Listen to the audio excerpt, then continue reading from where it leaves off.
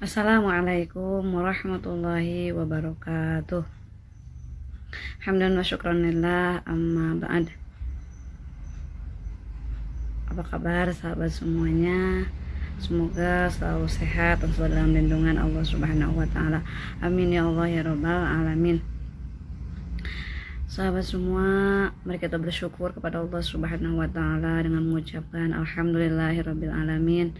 Bersalawat kepada Nabi Muhammad SAW dengan membaca Allahumma sholli ala Sayyidina Muhammad wa ala ali Sayyidina Muhammad.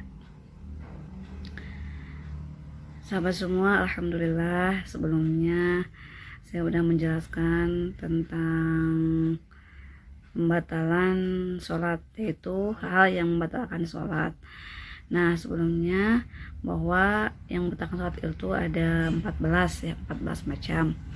Yang 14 itu baru saya jelaskan 6 ya, udah 6, jadi tinggal 8 lagi. Nah, sekarang kita akan melanjutkan yang membatalkan sholat ke nomor 7-nya. Ini lagi ya, pertama yang membatalkan sholat itu karena sebab hadas, mau hadas besar mau hadas kecil. Yang kedua yang membatalkan sholat itu karena kejatuhan najis pas kita lagi sholat. Yang ketiga yang membatalkan sholat terbukanya aurat kalau nggak ditutup waktu itu juga spontan ya. Tapi kalau kita tutup spontan waktu itu juga nggak batal sholatnya meskipun auratnya terbuka.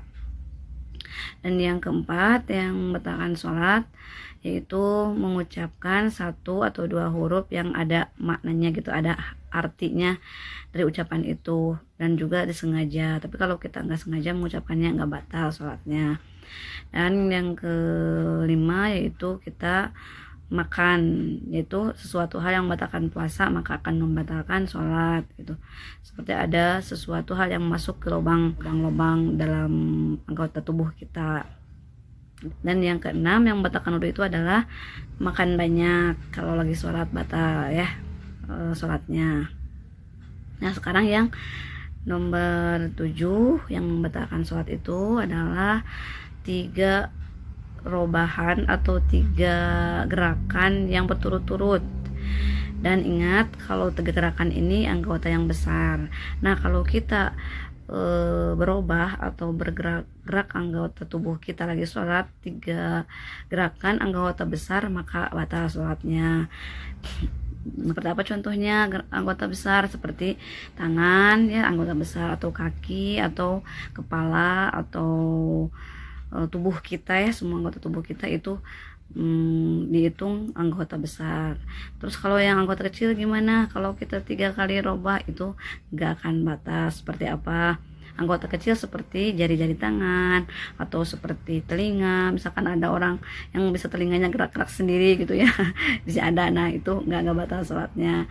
Atau hidungnya misalkan, atau kita kedap-kedip mata gitu ya, itu anggota-anggota kecil itu kalau misalkan gerak lebih dari 3 kali nggak batal. Tapi kalau udah tangan ya, apalagi ya, ini yang paling rawan, yang saya suka sering kayak melihat gitu ya, banyak banget yang kayak kalau gatal itu seenaknya ya garuk-garuk gitu. Kadang garuknya teh beda-beda gitu ya, dari sini gatal pindah lagi ke sini. Ini gatal-gatalnya juga berapa kali, misalkan di sini mau puas gitu ya kita menggaruknya gitu. Nah, sampai 3 kali gitu terus-terusan gitu ya si menggaruknya tuh. Nah, itu akan batal sholatnya kalau kita gerak 3 kali berturut-turut. Atau misalkan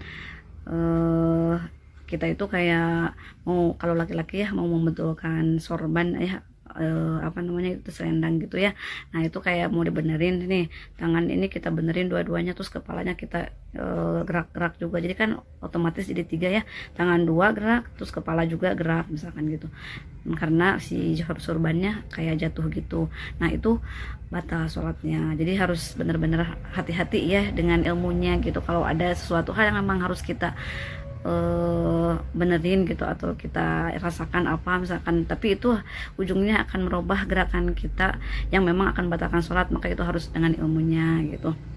Itu seperti kita mau misalkan ke soft yang depan, kan kita kalau misalkan ada yang depan, kita mau menyempurnakan soft itu harus di depan ya, dan kita tinggal sop di depan, paling depan itu lebih bagus juga gitu ya, paling depan kita sholat kalau berjamaah misalkan ini ya. Nah kita tuh kayak ke depan, kalau terus-terusan kayak melangkahnya 1, 2, 3 gitu, kalau terus-terusan itu batal. Tapi caranya harus seperti ini ya, kalau misalkan mau pindah ke depan, jadi kayak kita melangkah berhenti dulu sebentar, melangkah lagi berhenti dulu, melangkah lagi berhenti dulu 3 kali. Nah itu nggak batal, itu caranya ya. Jadi juga boleh berturut-turut intinya ya, pindahnya atau gerakan kitanya nggak boleh berturut-turut, tapi harus diatur gitu, ada berhentinya, ada jeda-jedanya dulu sebentar seperti itu.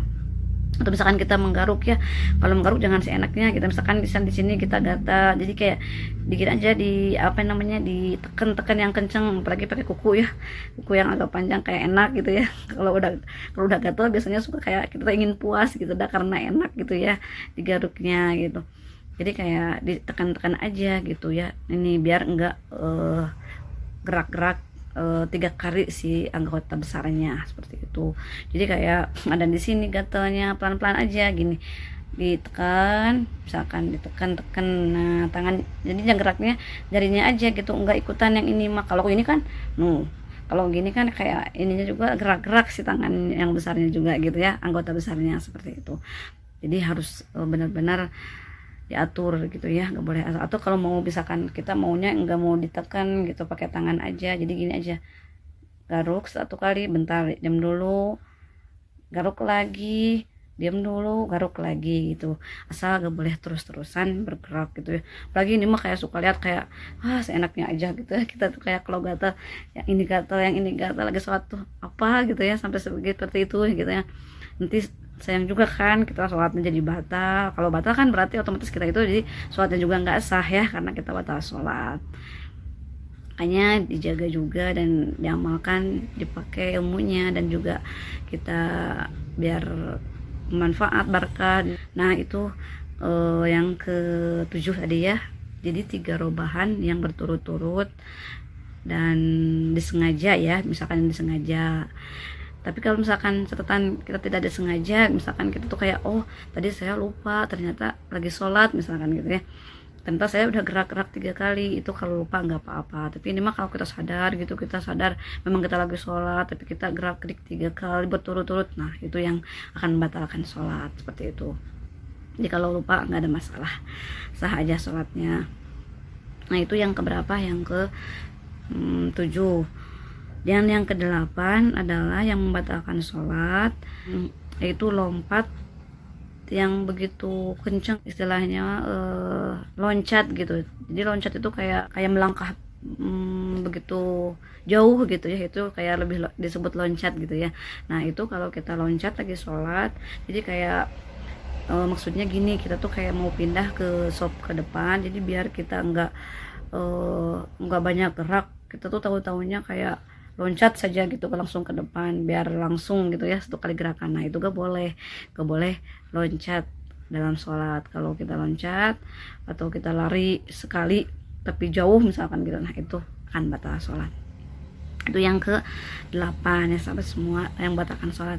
Dan yang ke-9 yang batalkan sholat, pukulan yang keras gitu ya. Pukulan yang keras itu kayak kalau misalkan kita itu kayak di suatu tempat kita sholat, terus kita itu kayak banyak orang lewat ke sana kemari gitu ya, udah masang sutro gitu ya, ciri atau untuk memang menjaga-jaga bahwa kita itu lagi sholat, ada sutrohnya, misalkan ada tas atau apa depan gitu.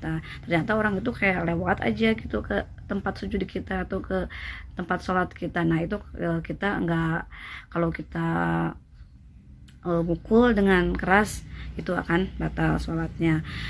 Jadi kalau kita memukul lagi sholat, mau memukul gimana pun gitu ya, mau lagi apapun kepada orang misalkan yang kencang, itu akan batalkan sholat. Terus dan yang ke-10 yang membatalkan sholat itu menambah 2 rukun fi'li gitu. Jadi kalau kita menambah 2 rukun fi'li, itu rukun fi'li udah saya jelaskan sebelumnya ya. Kan dalam sholat itu ada rukun yang harus kita ucapkan, ada rukun yang harus kita bersihkan dalam hati, ada juga yang rukun fi'li, yaitu gerakan tubuh kita dalam sholat.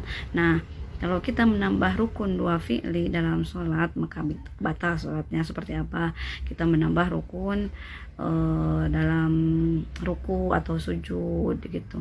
Jadi tahu-taunya kita kayak kalau nambah rukun, misalkan kita kayak imamnya tuh kayak lama banget sujudnya, misalkan ya sujudnya tuh lama, sedangkan kita lagi berjamaah tuh. Nah, kita imam tuh masih sujud, kita udah gitu, udah duluan duduk dari sujud itu gitu. Ternyata imam masih belum berdiri dari sujud gitu, masih belum gerak dari sujud gitu. Nah, kita itu kata utuhnya kita sujud lagi gitu. Jadi otomatis kita itu akan nambah sujud karena kita lagi berjamaah tuh niatnya gitu, tapi tahu-taunya imam masih lama gitu sujudnya. Terus nanti yang sujud keduanya ditambah lagi 1. Jadi kan menambah rukun ya 2 gitu. Atau misalkan contoh kalau menambah rukun seperti kita lagi berjamaah, terus imamnya kayak lama gitu membaca Fatihahnya, terus kita membaca Fatihahnya, membaca suratnya panjang, terus kita kayak mau buru-buru cepet-cepet kita sholatnya ngedahuluin gitu ke imam gitu ya. Nah, sampai-sampai kita tuh kayak nambah 2 rukun gitu, kayak kita udah duluan itidah, kita udah duluan ruku. Nah, berarti itu menambah 2 rukun dalam sholat gitu. Pokoknya intinya kalau kita menambah 2 rukun ya, mau itu itidah, mau itu sujud, mau itu duduk antara 2 sujud, mau itu tasyahud ya, tasyahud akhir, nah itu akan membatalkan sholat kalau kita menambah 2 rukun. Nah, tapi kalau rukun qauli ya, rukun yang ucapan nggak batal, misalkan kita kayak zikir dalam sholat, nah itu enggak kalau nambah zikir mah enggak batal gitu. Cuma kalau dalam Fatihah tahu-taunya kita malah keselang dulu dengan zikir, nah itu baru batal Fatihahnya, bukan sholatnya ya, batal Fatihahnya dan ulangi lagi Fatihahnya gitu. Tapi enggak batal sholatnya kalau kita baca zikir dalam sholat menambah rukun qauli gitu, bukan rukun fi'li. Nah, sahabat, itu dulu aja yang dapat saya sampaikan untuk kali ini.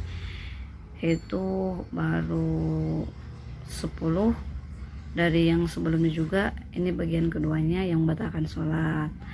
Jadi semoga kita bisa beribadah lagi dengan sebaik-baiknya dan mengamalkan dengan ilmunya supaya ibadah kita nggak batal, insya Allah sah gitu ya kalau nggak batal. Dan semoga ibadah kita diterima Allah Subhanahu wa Ta'ala, menjadi amal baik dan menjadi ladang pahala buat kita, dan insya Allah menerima amal ibadah kita dengan sebaik-baiknya. Amin ya rabbal alamin. Mohon maaf atas segala kekurangan dan hilafnya. Bila ada kesalahan dalam penyampaiannya, wa'afu minkum. Assalamualaikum warahmatullahi wabarakatuh.